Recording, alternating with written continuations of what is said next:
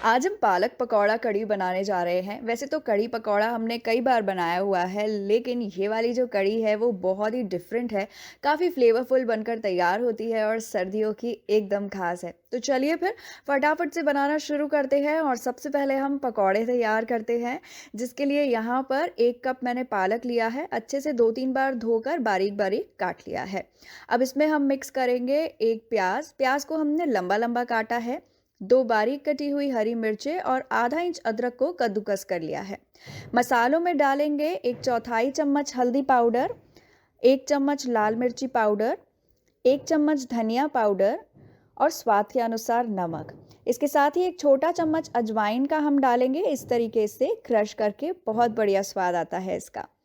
आधा कप हम बेसन का डाल देंगे। अब सारी चीज़ों को अच्छे से मिक्स करेंगे, मसलते हुए मिक्स करेंगे। प्याज और पालक जो है वो पानी छोड़ेंगे, तो इसमें पानी डालने की ज़रूरत नहीं पड़ती है। बाय चांस ज़रूरत पड़े भी तो पानी का आपको हल्का सा छिड़काव ही करना होता है, बहुत ज़्यादा नहीं डालना होता है। ज़रूरत पड़े, ऐसा लगे कि बहुत ज़्यादा चिपचिपा बैटर हो गया है, तो 1-2 चम्मच आप बेसन के डाल सकते हैं। ये मिक्सचर लेकिन मेरे लिए परफेक्ट है, इसलिए मुझे कुछ भी एक्स्ट्रा डालने की ज़रूरत नहीं पड़ी है। बस थोड़ा थोड़ा सा पोर्शन इस मिक्सचर का उठा के हम लोग फ्राई करेंगे। जब हम पकौड़ों को फ्राई करेंगे तब जो फ्लेम है वो मीडियम पर होना चाहिए और तेल भी मीडियम गर्म होना चाहिए। शुरुआत में हम पकौड़ों को बिल्कुल भी टच नहीं करेंगे।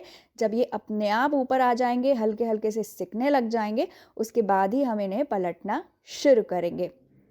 ये देखिए, बढ़िया से पकौड़े फ्राई हो रहे हैं, लेकिन हमें इन्हें तब तक फ्राई करना है जब तक कि ये एकदम गोल्डन नहीं हो जाते और क्रिस्पी नहीं हो जाते। ये देखिए, बिल्कुल इसी तरीके से हमें पकौड़ों का कलर चाहिए और ये बढ़िया क्रिस्पी बनकर तैयार हो चुके हैं। तो इस टाइम पर हम इन्हें बाहर निकाल देते हैं। तो पकौड़े बन चुके हैं। अब हम आगे जो तैयारी करेंगे वो करेंगे कढ़ी की। तो चलिए, कढ़ी के लिए एक बोल में हम 1.5 कप दही डाल रहे हैं। इस दही में हम डाल रहे हैं 3 बड़े चम्मच बेसन के। आप मुझे किस सिटी या किस कंट्री से देख रहे हैं, मुझे कमेंट करके ज़रूर से बताइएगा। मुझे जानकर बहुत खुशी होगी। हम दही और बेसन को अच्छी तरीके से विस्क करेंगे। हमें ध्यान रखना है कि इसमें कोई भी लम्प्स यानी कि गुठलियाँ बिल्कुल भी नहीं होनी चाहिए। जैसे ही अच्छे से मिक्स हो जाएगा, मैं इसमें 3 कप पानी डाल रही हूँ।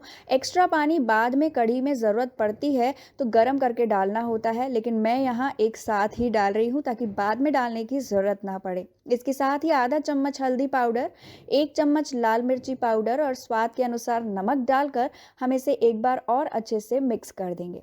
कढ़ी का जो बैटर है वो बनकर तैयार हो चुका है। चलिए अब आगे बढ़ते हैं। कढ़ाई में 2 से 3 चम्मच मैं तेल ले रही हूँ। जब तेल गर्म हो जाएगा तो इसमें 1 चम्मच राई डाल देंगे, चुटकी भर हींग डाल देंगे, 1 चम्मच मेथी दाना डाल देंगे और इन्हें कुछ सेकंड्स के लिए हम अच्छे से भून लेंगे। जैसे ही अच्छे से भुन जाएगा, हम इसमें डाल देंगे एक लंबा कटा हुआ प्याज और प्याज को हमें तब तक पकाना है जब तक कि वो ब्राउन नहीं हो जाता। तो अच्छे से प्याज को एक बार हम मिक्स कर देते हैं, चला लेते हैं और मीडियम फ्लेम पर हम प्याज को इसी तरीके से पकने देंगे। बीच बीच में हम प्याज को चलाते रहेंगे। ध्यान रखना है कि प्याज को हमें अच्छे से ब्राउन करना है। इसका जो टेस्ट है, जो क्रंच है बीच बीच में जो आता है प्याज का, वो बहुत ही अच्छा लगता है। तो देखिए, प्याज ब्राउन हो चुके हैं। अब इस टाइम पर हम क्या करेंगे, इसमें 2 सूखी लाल मिर्चें डाल देंगे, 2 हरी मिर्चें बारीक काट कर डाली है मैंने। इसके साथ ही अदरक और लहसुन को मैंने कूट कर लिया है, 1 बड़ा चम्मच लिया है। थोड़े से करी पत्ता मैंने काट कर लिए हैं। इन्हें भी 1 से 2 मिनट तक हम लोग इसी तरीके से लगातार चलाते रहेंगे, अच्छे से पका लेंगे। तो देखिए, सारी चीज़ें अच्छे से पक गई हैं। फ्लेम को अब हम एकदम लो पर कर देंगे और जो मिक्सचर दही और बेसन का हमने तैयार करके रखा था वो इसमें हम डाल देंगे। फ्लेम को हम दोबारा से मीडियम पर कर देंगे और इसे अब हम लगातार चलाते रहेंगे। ध्यान रखिएगा, हाथ रुकना नहीं चाहिए। तब तक नहीं रुकना चाहिए जब तक इस कढ़ी में एक उबाल नहीं आ जाता, यानी कढ़ी बॉयल नहीं हो जाती। तो मीडियम फ्लेम पर इसी तरीके से हम इसे चलाते रहेंगे ताकि जो बेसन है वो तले में ना चिपके और बेसन जो है वो कच्चा भी ना रहे। तो आप देखिए, कढ़ी में अच्छा उबाल आ गया है, बढ़िया से ये बॉयल हो चुकी है। हमने 10 मिनट इसे लगातार इसी तरीके से चलाया और बॉयल आने में 10 मिनट ही लगे हैं। इसके बाद हम इसे ढक देंगे।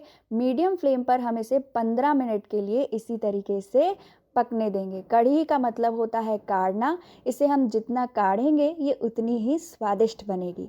तो 15 मिनट हमने कढ़ी को मीडियम फ्लेम पर ढककर पकाया है और ये देखिए काफ़ी अच्छी गाढ़ी हो चुकी है। बहुत ही बढ़िया इसकी खुशबू भी आ रही है। तो एक बार और हम इसे अच्छे से चला लेते हैं और बस इसके बाद हम इसमें डाल देंगे पकौड़े जो हमने फ्राई करके रखे थे। थोड़े से कम लग रहे होंगे आपको, क्योंकि हमारे यहाँ जब कढ़ी पकौड़ा बनता है तब पकौड़े बस ऐसे ही खा लिए जाते हैं और कढ़ी के लिए थोड़े कम बचते हैं। तो इसे अच्छे से हम मिक्स कर देंगे। ढक कर 2 मिनट के लिए हम इसे और अच्छे से पकने देंगे। 2 मिनट के बाद ये देखिए पकौड़े भी काफ़ी अच्छे सॉफ्ट हो चुके हैं। एक बार और हम इसे ऐसे चला लेंगे। हमारी कढ़ी पकौड़ा बनकर तैयार है। लास्ट में 1 चम्मच हमने घी को गरम करके लिया है। इसमें 3 लौंग मैंने कूट कर डाली है, साथ में आधा चम्मच कश्मीरी लाल मिर्ची पाउडर को मिक्स करके इसका तड़का लगा देंगे। लास्ट में थोड़ी सी धनिया पत्ती और आधा चम्मच हम गरम मसाले का डाल देंगे बढ़िया सी और खुशबू के लिए।